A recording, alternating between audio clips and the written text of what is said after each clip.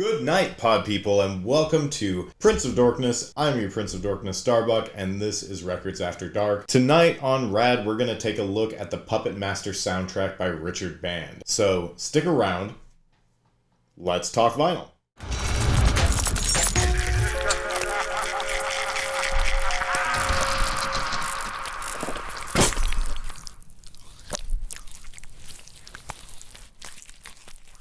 Hey pod people, welcome back to the channel. Make sure that you like this video, subscribe below, and ring the bell for notifications so you know when I have new content. Tonight we're going to take a look at the Richard Band soundtrack for the movie Puppet Master, which is one of my all-time favorite horror movies and soundtracks, and I'm going to tell you all about it. I'm going to give you some overhead shots of the packaging, the vinyl, the sleeve, all of that, so if you're into those kind of things, I'll make sure you get some shots. It is not a particularly heavy vinyl. It's not 180 grams, might be 130, something like that. It's a little bit lighter, not as flimsy as like a record from the 80s though. It is a fun album though, and I can't wait to tell you guys all about it. When Richard Band composed and scored the first Puppet Master film, he had already been capitalizing on the horror movie rush of the 80s for nearly a decade. Having already highlighted his career with such classic horror films scores as Parasite, The House on Sorority Row, Re-Animator, Ghoulies, Troll, and Terror Vision. This project was peculiar for him, having scored most of his work up until that point with full live orchestras. There wasn't space in the budget for live players, so this creation, like Frankenstein's monster, took on a life of its own with a hauntingly arranged score that seamlessly sewed together bits of electronic synth, small group live arrangements, and presumably found sounds. The result of stitching these incongruous parts together to create a whole, however, produced a monster that was both menacing and beautiful in its themes and an absolute pleasure to listen to. Richard Band understands pacing better than most film composers, and that skill is on full display on the Puppet Master score. For an album that clocks in at approximately the 40-minute mark, there is a full suite of dynamic music with magical properties throughout. Starting with a 3/4 waltz with a simple theme in a minor key, the score brings you to a place that's both creepy and mischievous. If you've seen the film, you'll undoubtedly have flashbacks to it, as the audio cues are all present and incredibly well executed within the soundtrack to create a listening experience that's as immersive as the viewing experience. The synth parts of the soundtrack never strike a discordant note and never leave the listener feeling as though they've switched experiences. It's a contiguous aural landscape that tickles your earholes with deep, dark, and scary bass synths bubbling up through the ether of live strings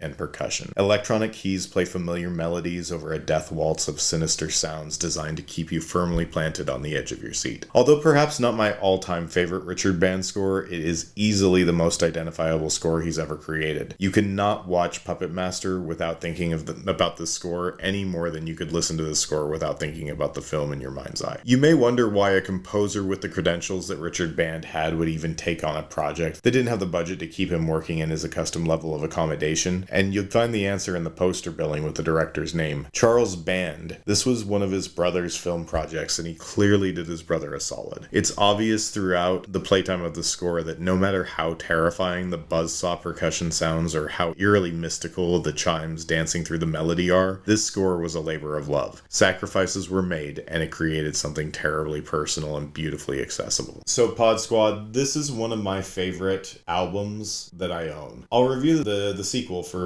Puppet Master 2 at some point, but right now I can tell you can still buy this. I'll put the link up in the description. Listen to it on, I don't know, you can listen to this anywhere. Well, try to find it on YouTube if you'd like. See if you like it. I believe I have a digital code with this. I have a digital code with this as well. So the first person that comments that they would like me to send it to them, go ahead and do that. And I will send you the code, which I'm not going to show you. That's my video, folks. Thanks so much for watching. Again, if you haven't already done so, subscribe below. Click the thumbs up button to like this video and ring the bell for notifications. All of these things help the algorithm make the channel grow, so I really appreciate it. Thank you so much. Remember, when all else fails, take a nap.